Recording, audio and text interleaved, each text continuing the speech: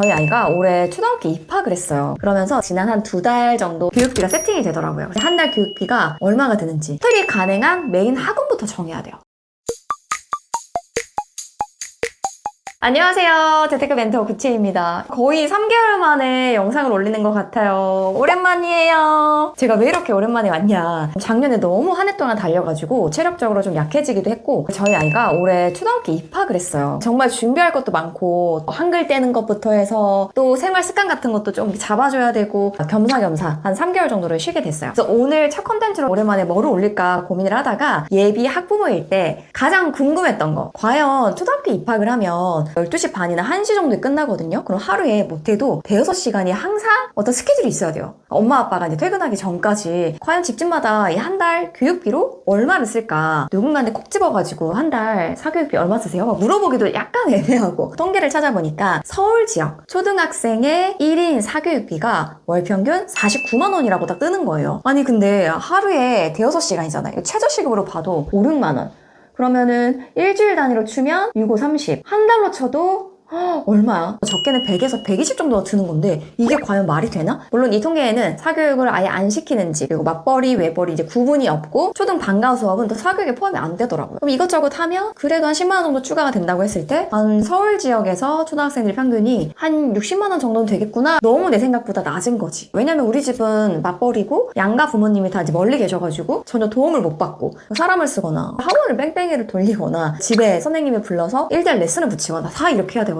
과연 이게 최저시급도 안 되는 이 비용이 가능할까? 이번에 제가 이제 아이 입학을 하면서 테트리스처럼 스케줄을 짜잖아요. 그러면서 지난 한 2달 정도 교육비가 세팅이 되더라고요. 그래서 요거는 지금 한 6세, 7세 정도 키우는 엄마들에게 정말 도움이 될 만한 정보다. 물론 제가 쓰는 그 사교육비가 정답은 아니지만 그래도 제가 또 디테일하게 항목별로 이렇게 말씀을 드릴 수 있을 것 같아요. 제가 아이 이제 6세, 7세 때는 영유를 보냈기 때문에 그 비용이 굉장히 비쌌거든요. 그때 썼던 비용과 초1 공립초 플러스 사교육의 조합으로 한 달 교육비가 얼마가 드는지 변화된 교육비를 같이 말씀드려볼게요. 여러분 사교육비는 진짜 정답이 없는 거 아시죠?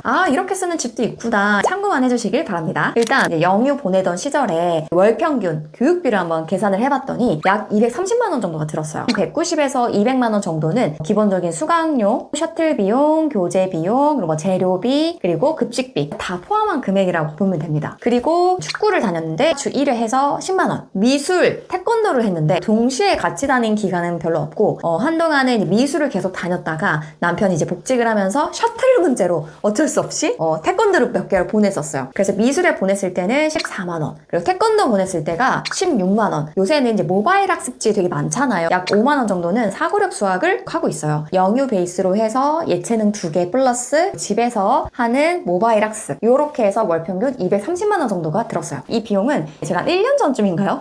영유 1년 솔직 후기 영상이 올라가 있어요. 정말 디테일하게 아이 한 명당 영유 보냈을 때 드는 비용이 굉장히 적나라하게 나와 있어요. 참고해보시면 좋을 것 같고요. 자, 그래서 이제 초등학교에 들어갔잖아요. 공립초를 다니는 현재 초1한테 월 평균 들어가는 사교육비는 바로 120만 원입니다. 일주일에 3번은 1시 20분에 끝나고 일주일에 2번은 12시 반에 끝나요. 항목을 하나씩 말씀을 드리면 아이가 이제 유치원 시절에 다녔던 그 영유가 있잖아요. 보통 영유가 초등 오후반이 있어요. 학원에서 선생님이 이제 교문 앞에 대기를 해주세요. 아이들이 끝나면 픽업을 해서 셔틀을 태우고 이제 학원을 가는 비용까지 해서 52만 원이 들고요. 그 다음에 주 2회는 초등 방과후로 활용하고 있어요. 그러니까 화목이죠. 총 3가지를 하거든요. 그러니까 화요일에는 농구랑 과학을 하고요. 목요일에는 방송 댄스를 해요. 그래서 일주일에 3과목을 듣는데 평균적으로 한 달에 10만 원 정도 들더라고요. 근데 중요한 거는 초등 방과후는 그러니까 될 수도 있고 안 될 수도 있는 거예요. 특정 요일에 내가 원하는 수업이 없기도 하고 약간 복불복인 측면도 좀 있더라고요. 그래서 이것도 좀 감안을 하셔야 되는데 화요일은 2개를 들어서 4시 반에 오는데 목요일은 하나밖에 안 들어서 3시에 끝나요. 그래서 이제 목요일 날은 또 다른 이제 사교육을 또 돌려야 되는 거야. 자, 그리고 주 1회는 미술에 갑니다. 자, 제가 목요일날 오후 3시에 끝난다고 했잖아요. 그럼 아이를 데리고 와서 한 30분 정도 좀 쉬고 간식 먹다가 미술 학원에 가요. 이 비용이 14만 원. 요새 회당 미술 학원 비용이 한 3만 5천 원 정도. 그 다음은 또 주 1회 바이올린 1대1 레슨을 하고 있어요. 원래 월수금 영어학원을 보낼 때 악기 수업이 다 포함되어 있어요. 근데 아이가 이제 6시쯤에 끝나서 집에 오니까 힘들다고 하더라고요. 그래서 원래 6교시인데 4교시까지로 줄이고 주 1회 선생님을 불렀어요. 시세를 보니까 10분당 10,000원 정도예요. 최소한 40분 정도부터 수업을 하거든요. 1회씩 받으면 16만 원, 50분 받으면 한 달에 20만 원. 요 정도가 들어가고요. 주 1회는 영어 소규모 스피킹 수업을 해요. 미술 끝나고 또 단지 안에서 일주일에 한 번씩 음악 줄넘기를 하는데 1시간이 비는 거예요. 이게 테트리스를 맞춰야 돼. 근데 이 미술학원 바로 옆에 좀 소규모로 영어학원이 있었는데 여기 원장님께서 1대1도 하시고 한 4명 정도 있는데 그룹으로도 1시간만 듣는 것도 가능하다고 하셔서 이 비용이 12만 원. 그리고 사고력 수학 어플 계속 하고 있어서 이것도 한 달 평균으로 치면 약 5만 원 정도. 그리고 엄마표로 연산, 한글 떼기 집에서 해주고 있어요. 문제집을 새로 사니까 평균 한 10,000원 정도 들거든요. 그래서 이것저것 다 따져보니까 한 120만 원이 조금 안 되는 금액이 나오더라고요. 한두 달 더 다니면서 약간씩 변동은 생길 수 있을 것 같아요. 아마 대략적으로는 한 120에서 많게는 한 130 사이가 되지 않을까 이렇게 전 생각을 하고 있습니다. 아이 한 명인데도 진짜 결코 적지 않죠. 근데 중요한 거는 공립초니까 이 정도인 거예요.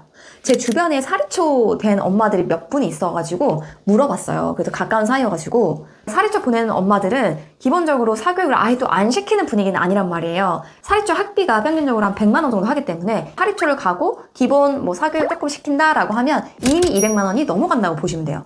한 지인은 이제 강남으로 이사를 갔는데 또 사립초까지 됐어요. 사교육까지 하고 지금 한 달 아이한테 들어가는 비용이 월 300만 원을 찍었다고 하더라고요. 그리고 국제학교에 보낸 분들은 또 사교육 조금 플러스 돼서 한 달에 350만 원 찍었다는 분도 계셨고 마포 지역에 살면서 사립초 보내면서 사교육을 하시는 분들은 한 250만 원 정도 쓰는 분들도 있고 공립초에 들어가고 사교육을 조합하면 못해도 한 100만 원 정도는 예상을 해야겠구나. 그러니까 내가 맞벌이라는 가정하에 아이가 사립초에 들어간다. 그럼 여기서 플러스 100만 원이 더 알파가 되겠구나. 최소 200만 원 이상이겠구나. 이렇게 아마 예상을 하시면 좀 마음의 준비가 되실 거예요.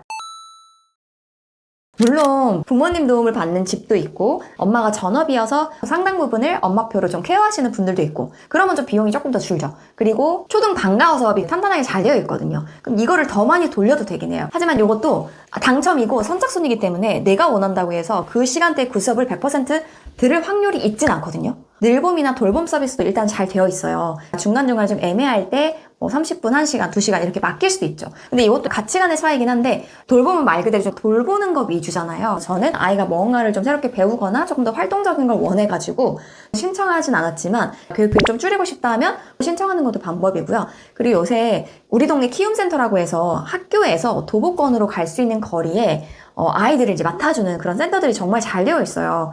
아이를 등교, 하교를 도와주는 서비스도 있고 하루 이용하는 거 있잖아요. 1,500원이더라고요. 엄마, 아빠가 아이를 픽업하지 못하는 급한 상황에 또 이용을 할 수도 있고 아워스팟이라고 그런 업체들이 있어요. 그래서 중간에 아이들이 잠깐 쉬었다가 숙제도 하고 뭐 종이 접기도 하고 간식도 먹고 하다가 다음 학원에 가는 그런 서비스도 있어서 이렇게 한번 조합을 고려해 보셔도 좋을 것 같아요. 자, 일단 비용은 이 정도로 말씀을 드렸고요. 그리고 그 질문도 많이 하시더라고요. 초등 이제 학교를 보내는데 나는 워킹맘인데 그 등하교 도우미를 써가지고 이렇게 아이를 학원을 보내줘야 되냐, 회사에서 중간에 나올 수도 없는데 저는 일단 어떻게 했냐면 셔틀이 가능한 메인 학원부터 정해야 돼요. 상대적으로 좀 중요도가 떨어지는 예체능 있잖아요. 주 1회씩 가는 그런 것부터 세팅하면은 아무것도 안 돼요. 아이를 안전하게 픽업해서 셔틀을 태워서 학원 보내주고 해줄 수 있는 메인 학원을 일단 정해야 돼요.